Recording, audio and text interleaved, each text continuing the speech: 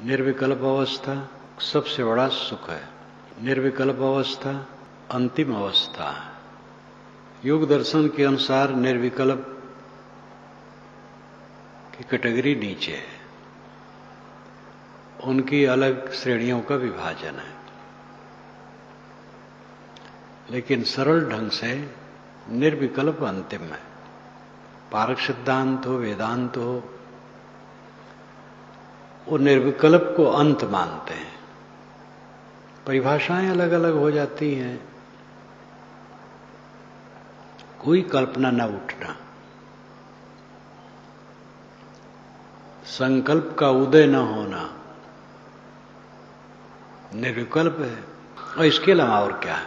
चित्त शून्य हो जाए, चेतन अस्तित्व माया प्रपंच से शून्य, उसमें माया प्रपंच नहीं। जब मन शांत हो गया तो प्रपंच कहां रहा?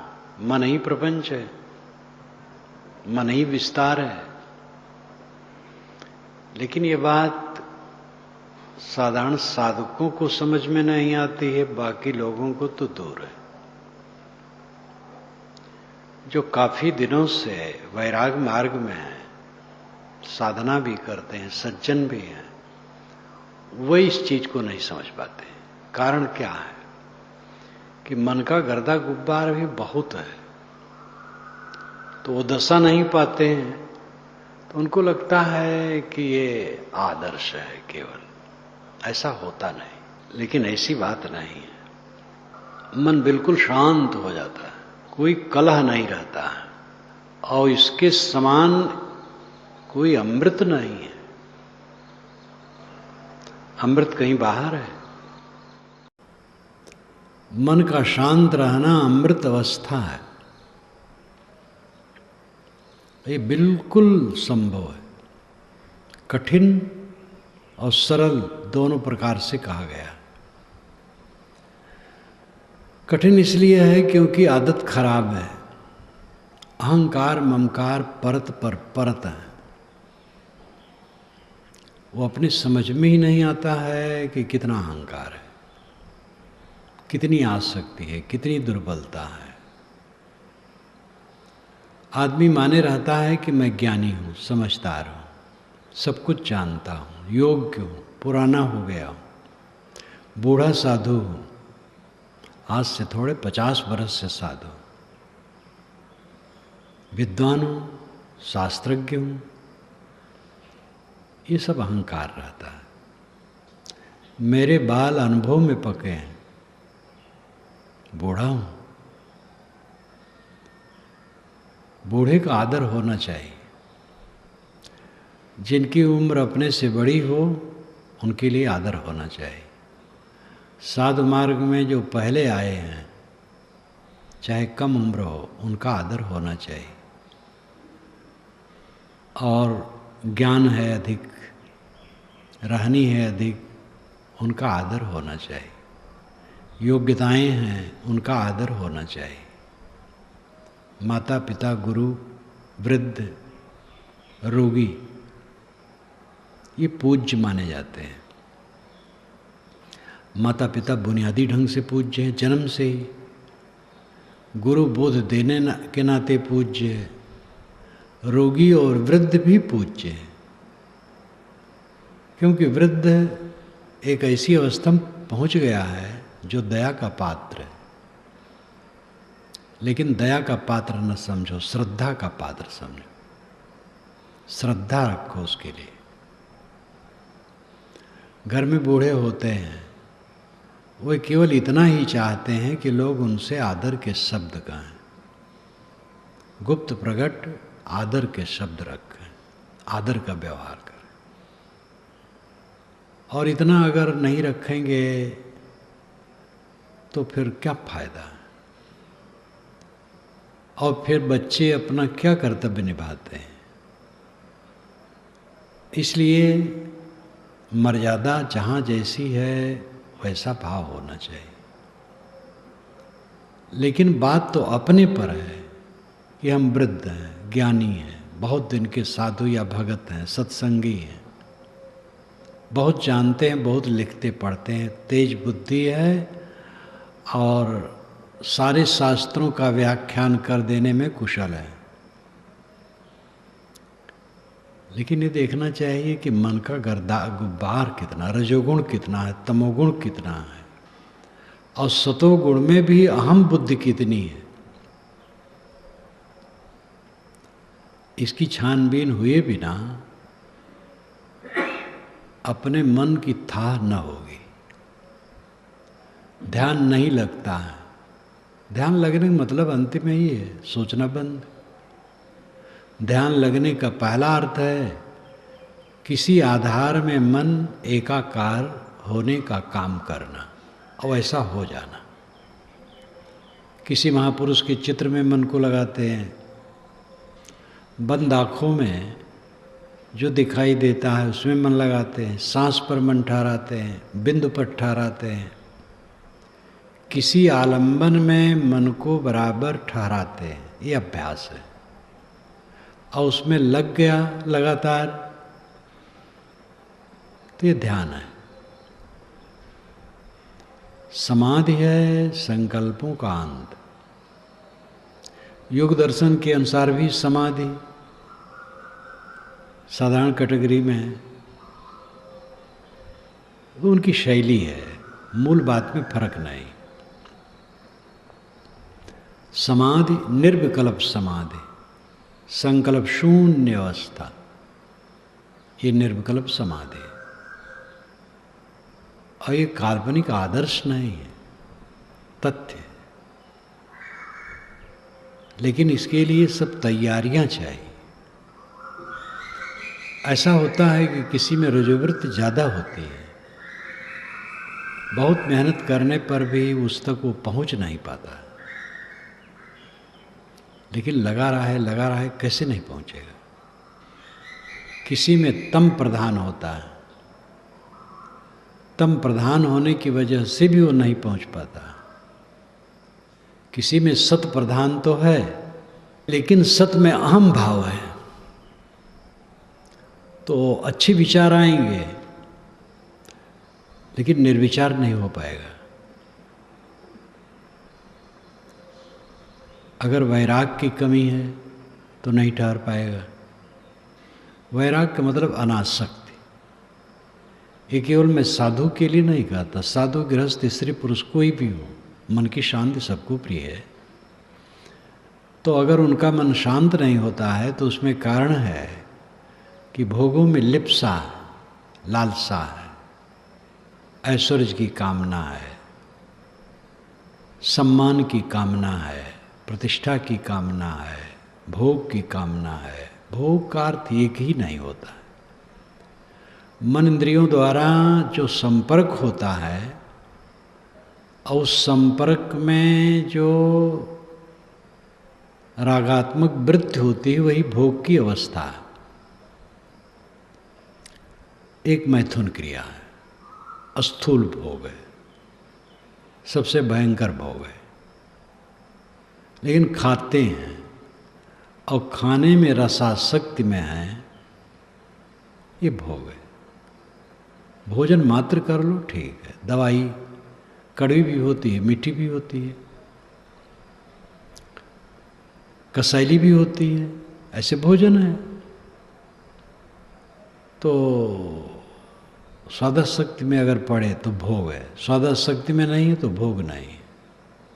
आँख से देखते हैं, देखना पड़ता है। देखने में अगर आकर्षण है और बारंबार वही देखना चाहते हैं रागात्मक बुद्धि से, तो ये भोग है। सहज देखना भोग नहीं है।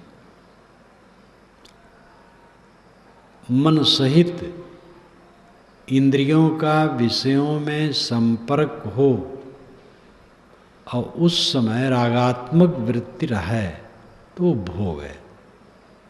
हमारा कोई सम्मान कर रहा है, पूजा कर रहा है, आरती कर रहा है, और अगर हमारे मन में उसके लिए हर्ष है तो भोग है। वो कर रहा है, उसका भाव है, अपना चित्त उदास है तो भोग नहीं बनेगा। ये सब मनुष्य मात्र के लिए, एक के लिए थोड़े है। आपका पुत्र है, और पुत्र आपको सम्मान देता है और उसमें आप पुलकित होते हैं तो भोग है, पुलकित नहीं होते हैं तो भोग नहीं है। सामान्य रूप से हर्ष की बात अलग है। अनुकूलता में स्वाभाविक प्रसन्नता होती है और प्रतिकूलता में स्वाभाविक अप्रसन्नता होती है। ये हल्की प्रसन्नता और अप्रसन्नता नहीं बांधती, गहरी प्रसन्नता अप्रसन्नता बांधती है। ये भी मन का भेद समझना चाहिए। एक साधक है, कहीं वो ध्यान करना चाहता है, बाग है, नदी तट है, जंगल है, तो वहां पर वह किसी पेड़ के नीचे बैठेगा। ठंड है तो धूप में बैठना चाहेगा, जहाँ बैठना चाहेगा कंकड़ पत्थर हटा देगा अगर है तो, घास अच्छी है तो वहाँ बैठना चाहेगा। तो ये कैसे कहा जाए कि अनुकूलता की बिल्कुल ज़रूरत नहीं? अनुकूलता की ज़रूरत है, लेकिन अनुकूलता में बंध जाना ये भोग हो जाएगा। तो अगर भोग की प्रवृत्ति है, वैराग की कमी है, तो वो दशा नहीं आएगी।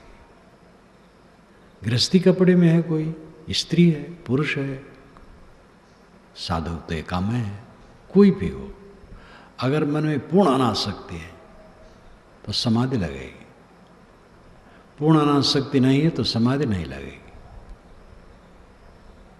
तो अवैराग्य में, आसक्ति में समाधि नहीं लगती।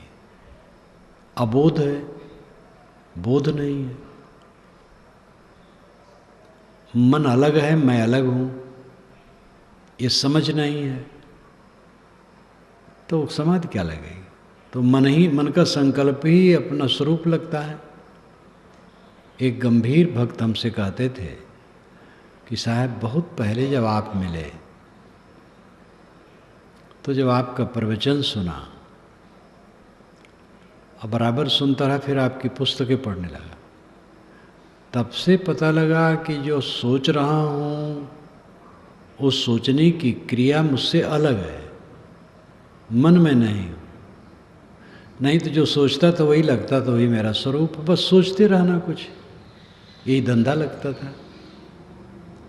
अब लगता है सोचना धंधा नहीं है, सोचना तो दिमाग का बोझ है बेकार में।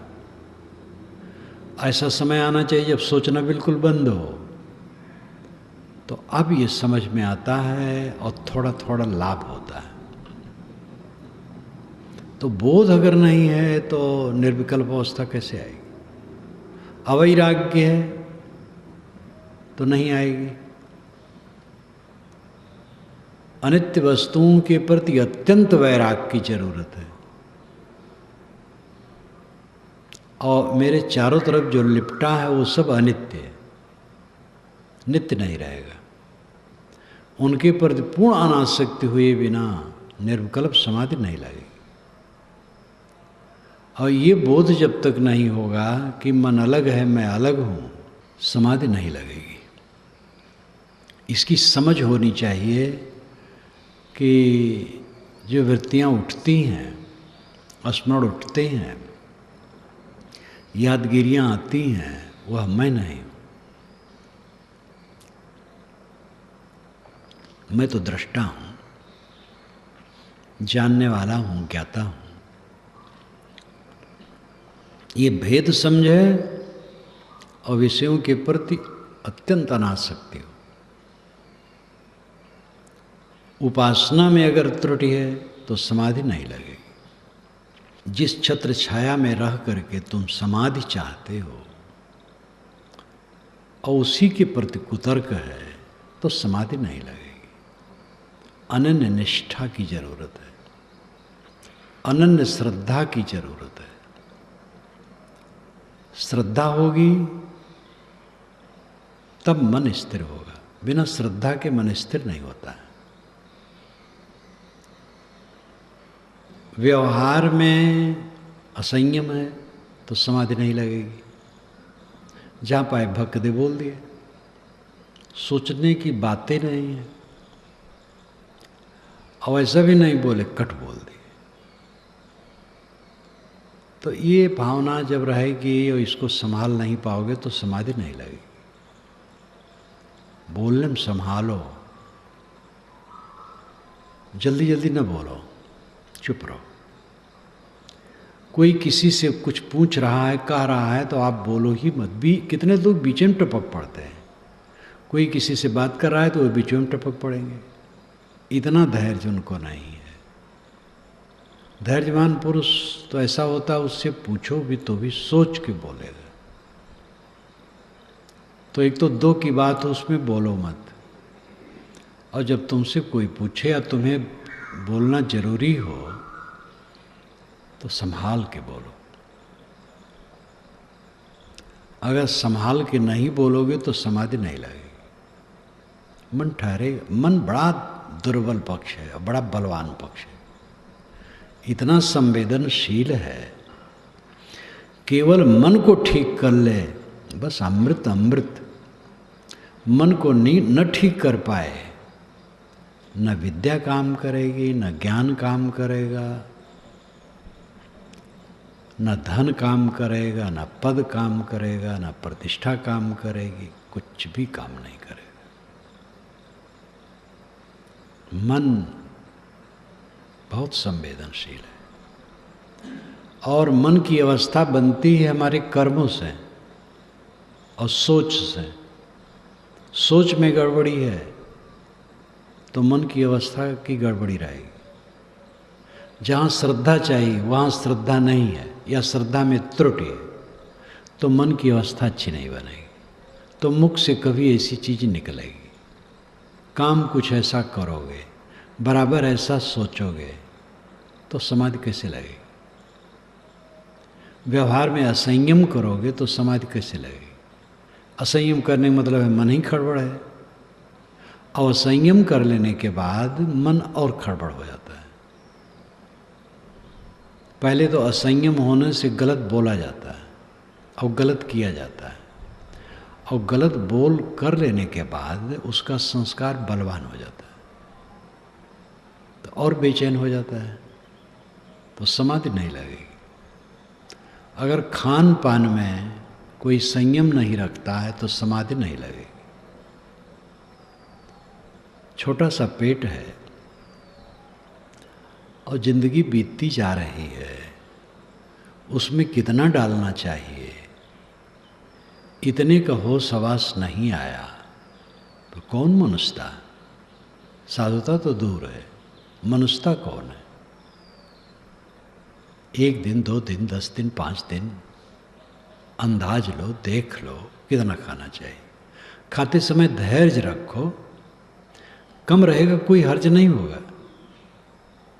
डर लगता है ऐसा ना हो ज़्यादा कम हो जाए, थोड़े दिन में समझ जाओगे ज़्यादा कम भी खाना ठीक नहीं है। अब अगर कुछ कम हो जाएगा तो नुकसान नहीं करेगा, ज़्यादा होगा तो नुकसान करेगा। लोभ न करो। और ये अंधविश्वास नहीं होना चाहिए कि ज़्यादा खाने से स्वास्थ्य ठीक रहता है। ज़्यादा खाने से स्वास्थ्य खराब रहता है। जवान को भी ज़्यादा नहीं खाना चाहिए, और 50 बरस के बाद तो बड़ी सावधानी की जरूरत है। जो खाने में संयम नहीं रखेगा उसकी समाधि नहीं लगेगी। खाने में भी उत्तेजक पदार्थ की चेष्टा है तो भी समाधि नहीं लगेगी। सात्विक भोजन होना चाहिए, नमक कम खाना चाहिए, मिर्च मसाले से परहेज करना चाहिए। तली भुनी चीज़ें कभी कभार, बराबर तली भुनी चीज़ें नहीं खाना चाहिए। एक सेठ मुझसे मिलने आए, सुल्तानपुर ज़िले में मैं था, तो वहाँ के संत ने बताया कि साहब इनके यहाँ शाम को रोज़ पूड़ी बनती है, दिन में दाल भात रोटी सब्जी, और शाम को रात वाला भोजन सब्जी पूड़ी। तो मैंने कहा भाई इनका साहस है, खाएं। रोटी सब्जी तो समझ में आती है, पूड़ी कभी बनना बुरा नहीं। रोज रोज पूड़ी सब्जी बनती है, ये जाने क्या कहा जाए। तो तली भुनी चीजें बराबर कोई खाएगा नुकसान होगा। कभी कभार ठीक है, वो भी कम। तो खान पान में संयम नहीं रखेगा तो समाधि नहीं लगेगी।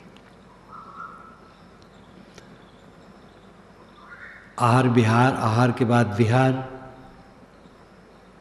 मान लो ज्ञान की बात पढ़ रहे हैं, पढ़ते पढ़ते 12 बजा दिए रात, तब सोए, तो ब्रह्म मुहूर्त में वो कैसे उठेंगे? पढ़ना अच्छा है, लेकिन कब पढ़ना चाहिए? ब्रह्म मुहूर्त में उषा के पहले उठना चाहिए, उषा आगमन के पूर्व उठना चाहिए। उषा आए तब आप उठें, ठीक नहीं है। उषा की प्रतीक्षा आप करें, उषा का स्वागत करें। वेद में तो बहुत लच्छेदार बातें इसके लिए आई हैं। आज तो बिल्कुल उल्टा हो गया। 2-2, 3-3 बजे रात तक लोग जागते हैं, तब सोते हैं, और 9-10 बजे दिन तक सोते हैं। कितना उल्टा हो गया। तो विहार में भी संयम होना चाहिए। आहार में संयम, विहार में संयम, घूमना फिरना, शरीर का बर्ताव करना, ये सब में संयम। नींद कोई कम लेगा तो भी समाधि नहीं लगेगी, समाधि में नींद आएगी। इसलिए काम भर की नींद ले लेना चाहिए। 6 घंटे नींद तो 24 घंटे में होना ही चाहिए। कुछ लोग कहते हैं हम 4 में हमारा काम बन जाता है। अब अभ्यास है। एक ड्राइवर ने मुझे कहा, वो ड्राइवर बस ले करके भारत के विभिन्न क्षेत्रों में जाता है। हिमालय की तरफ जाएगा, दक्षिणी भारत, पश्चिमी, पूर्वी, उसी में उसकी ड्यूटी है, एक कंपनी में है। तो मैंने कहा 2 ड्राइवर रहते हो? कहे नहीं साहब, अकेले रहता हूँ। उनके तो सोते कैसे? कहे 2 घंटा सोने को मिल जाए फिर अड़चन नहीं पड़ता। तो अब वैसा बनाए है भाई, कोई खो जाए तो कोई हर्ज नहीं है। लेकिन मेरा अपना अनुभव है, 6 घंटे में सो लेता हूँ तो अच्छा रहता है। 5 घंटे में भी अड़चन नहीं पड़ता है। 5-6 घंटे तक सो लेता हूँ, बिल्कुल ठीक रहता है। ध्यान में नींद नहीं आती। जब निर्विकल्प समाधि लगती है तो बस नींद का ही चक्कर रहता है। उसके बाद चित्त स्थिर हो गया। अब स्थिर हो गया, सावधानी नहीं रखेंगे तो नींद आएगी। पोद्दार जी ने यही मुझे टोका था। हनुमान प्रसाद पोद्दार गीता प्रेस के कल्याण के प्रथम संपादक, जब उनसे हमसे बातचीत हुई और साधना के विषय में पूछे तो मैं अपने ध्यान की प्रक्रिया की बात कहने लगा। सन 1965 का दिसंबर होगा, गीता पाठिका में गोरखपुर, उधर मेरा कार्यक्रम था तो गया था, तो वहाँ गया। तो रात में बैठे अपने साधुओं के साथ, हम बैठे, वो भी बैठे, बातचीत होने लगी। तो आंख मूंद करके सुनने लगे कि बिल्कुल सही, उनका हमारा विचार मिल गया। लेकिन उन्होंने यही टोका, नींद न आवे। हम कहे आप बिल्कुल सच कहते हैं, नींद आ गई तो सब गया। तो जैसे मन का दृष्टा होना है, नींद का भी दृष्टा होना, जागरूक रहना। निर्विकल्प समाधि का मतलब बदहोशी नहीं है। निर्विकल्प समाधि का मतलब है चित्त का शांत रहना। और चित्त शांत हो जाता है एकदम, ये कहाँ होगा? ये शंका उससे होती है जिसका कभी शांत नहीं होता है। अगर एक बार भी उसका चित्त शांत हो जाए 10 मिनट के लिए, तब ऐसा नहीं कहेगा। 10 मिनट के लिए, 5 मिनट के लिए शांत हो जाए तो भी तो वानगी मिल गई। अगर समझदार है तो सोचेगा भाई 5 मिनट शांत रहा तो अभ्यास बढ़ाने से और शांत रह सकता है। अब अगर देर तक शांत रहा तब फिर नहीं कहेगा। कमी अपने में है, पूरी तैयारी के साथ वो काम किया नहीं जाता है। विषयों से अनासक्ति, निष्कामता, निर्मानता, शम दम तितिक्षा, सहनशीलता, सरलता, ये सब रहने से स्वाभाविक ही दशा आ जाती है। निर्विकल्प समाधि ही निर्वाण सुख है और हर इंसान इसका अधिकारी है। साधु केवल नहीं, हर इंसान। साधु तो उसके लिए है ही है, जो साधु हुआ है तो इसी के लिए आया ही है, उसको तो करने हैं। लेकिन गृहस्थ लोग भी, स्त्री भी, पुरुष भी, कोई भी हो, आश्चर्य है, स्वामी शंकराचार्य कहते हैं कि उस अवस्था प्राप्त करने के लिए ब्रह्मत्व और पुंसत्व होना चाहिए। ब्रह्मत्व का अर्थ यहाँ नहीं है आत्मलीनता, ब्रह्मत्व का मतलब ब्राह्मण नामधारी होना चाहिए और पुरुष होना चाहिए, स्त्री नहीं, स्त्री नहीं होगा। क्योंकि ये श्रुति का रास्ता है। ऐसा प्रकांड पंडित स्वामी शंकराचार्य, महाविद्वान, कैसे मैं कहूं कि वो वेद नहीं जानता होगा। स्वामी शंकर का भास जहाँ कुछ भाष्य किए हैं वो, और सायण का वेद का भास, दोनों की लेखनी जब मैं पढ़ता हूँ तो लगता है दोनों की भाषा एक है। दोनों की सरलता, प्रवाहता, विद्वता, तर्कशक्ति कितना अद्भुत है। और चारों वेदों में एक लाइन कहीं नहीं है कि अब्राह्मण और स्त्री का कल्याण नहीं होता। मानव मात्र इस समाधि के अधिकारी है। सच्चा सुख तो यही है, मन की शांति। स्वर्ग कहाँ है? स्वर्ग, स्वर्ग, स्व खुद ग गमन, अपने में आ गया, शांत हो गया, ये स्वर्ग है। वैकुंठ विकुंठ, कुंठा रहित हो गया, गांठें कट गई, उद्वेग शांत हो गया, वैकुंठ है। ये सब दार्शनिक भाषा की परिभाषा है। सरल ढंग से मन की शांति महासुख है और इसके अधिकारी मानव मात्र हैं।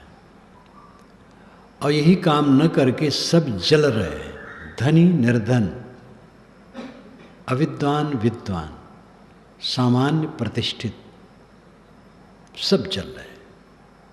गृहस्थ चल रहे हैं, वेशधारी चल रहे हैं, सब चल रहे हैं। जो काम करना चाहिए नहीं करते।